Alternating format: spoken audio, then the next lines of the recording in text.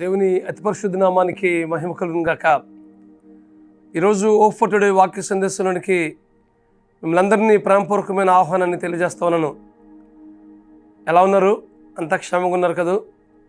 ఈ సందేశాలు ఉంటుంది మీ అందరికీ మన ప్రభువైన యేసుక్రీస్తు నామములో లైఫ్ చర్చ్ వైజాగ్ నుంచి శుభములు తెలియజేస్తా ఉన్నాను. ఈరోజు కీర్తన గ్రంథం 89వ కీర్తన 22వ వచనం చదువుకుందాం. 89వ కీర్తన 22వ వచనం చదువుకుందాం. ఏ శత్రువును అతని మీద జయమునందుడు, దోషకారులు అతని బాధపరచరు. మరల చదువుతున్నాను. ఏ శత్రువును అతని మీద జయమునందుడు, దోషకారులు అతని బాధపరచరు. ఈ మాటలు దేవుడు దావీదుతో నిబంధన చేసినప్పుడు ఆ నిబంధనని జ్ఞాపకం చేస్తా ఉన్నాడు కీర్తనకారుడు. ఏ శత్రువును అతని మీద జయమునందుడు.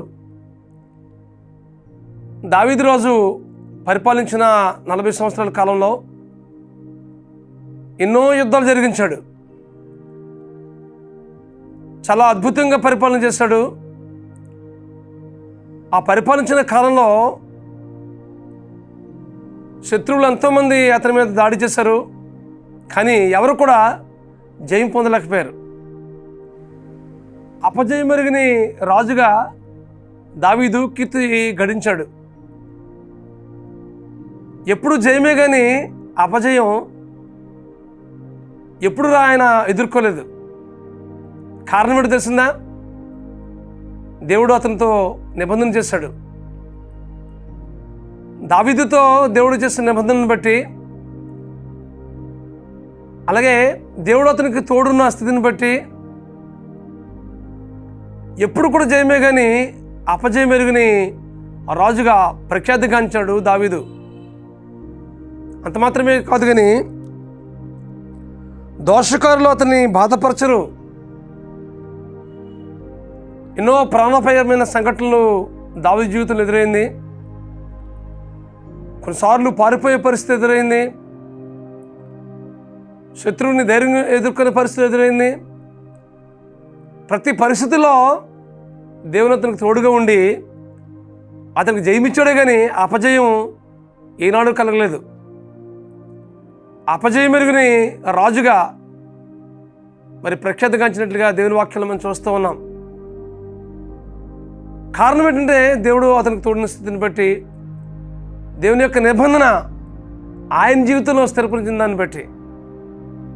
ఈ వాక్యం ఉంటుంది మీ జీవితాల్లో కూడా. దేవుడు మీకు తోడుగా ఉండాలని, మీ జీవితంలో ఆయన నిబంధన స్థిరపరచాలని, ఆయన కృపను మీ పట్ల విస్తరింపజేయాలని దేవుడు ఇష్టపడుతున్నాడు.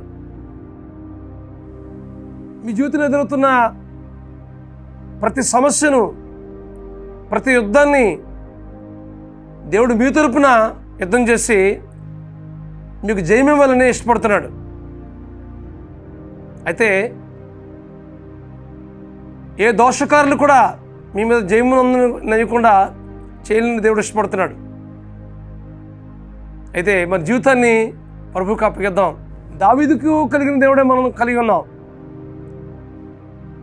దావీదుకు జయమిచ్చినట్లుగానే మీ జీవితంలో కూడా దేవుడు జయమివ్వాలని ఇష్టపడుతున్నాడు. మీకు ఎదురవుతున్న ప్రతి సమస్యను, ప్రతి ఆటంకాన్ని దేవునికి అప్పగించండి. దేవుడు మీ జీవితంలో కలుగు చేసుకుని ఏ సమస్య అయితే మీరు ఎదుర్కొంటున్నారో ఆ సమస్యను దేవునికి అప్పగిస్తే దేవుడు తప్పనిసరిగా మీ జీవితంలో జయమిస్తాడు. కాబట్టి ఏ దోషకారులు కూడా మీ మీద జయం పొందనీయకుండా, ఏ శత్రువు కూడా మీ మీద జయమునందనీయకుండా మీకు తోడుగా ఉండి ఆయన నిత్య నిబంధన మీ జీవితంలో జరిగించి మీ జీవితంలో శాంతిని, సమాధానాన్ని నింపాలని దేవుడు ఇష్టపడుతున్నాడు. అయితే పరిపూర్ణంగా దేవునికి అప్పగించుకుందాం. మన పట్ల దేవునికి ఉన్న ఆలోచనలు ఉన్నతమైనవి. మీ జీవితంలో సమస్యలో ఉండిపోవాలని దేవుడు ఏమాత్రం ఇష్టం లేదు. ఆ సమస్య నుంచి బయటికి రావాలని, ఆ పరిస్థితి నుంచి మీరు బయటికి రావాలని, మీ జీవితంలో శాంతిని, సమాధానాన్ని నింపాలని దేవుడు ఇష్టపడుతూ ఉన్నాడు. కాబట్టి మన జీవితాల్లో ఎదురవుతున్నటువంటి ఏ సమస్య అయితే మీ జీవితాన్ని కృంగు చేస్తూ ఉందో, ఏ సమస్య అయితే మీ జీవితంలో నలిగిపోతున్నారో ఆ సమస్య అంతటిని దేవునికి అప్పగిద్దాం. దేవునికి పరిపూర్ణంగా మన జీవితాన్ని సమర్పించుకుందాం. దేవుని మీద ఆధారపడదాం. తద్వారా దావీదుకు జయమిచ్చినట్లుగానే మీ జీవితంలో జయమిస్తున్న అటు కృప పరిశుద్ధాత్మ దేవుడు మీకు అనుగ్రహించి నడిపించును గాక. ప్రార్థన చేసుకుందాం. పరమస్వరూపుడా, మహాకృపగల మా తండ్రి, ఇదిగో ప్రభా, మా ప్రియుల జీవితంలో ఏ సమస్యలు అయితే వారు ఎదుర్కొంటున్నారో, ఏ సమస్య అయితే ప్రభు నలిగిపోతున్నారో, ఆ సమస్య నుంచి ఏమాత్రం బయటకు పరిస్థితి కనిపిస్తూ ఉందో, అప్పుల బాధో, అనారోగ్య పరిస్థితుల్లో, కుటుంబ సమస్యలో, సరైనటువంటి అవగాహన లేకో, వారి జీవితంలో వారికి న్యూనతాభావం కలిగిన స్థితితో ఏదైనప్పటికీ ప్రభువా మీకు అప్పగిస్తున్నాం. ప్రభువా, వీరి జీవితంలో వ్యక్తిగతంగా, కుటుంబంగా మీ శాంతిని, మీ సమాధానాన్ని, మీ నెమ్మదిని అనుగ్రహించి వీరి జీవితంలో గొప్ప జయమిచ్చి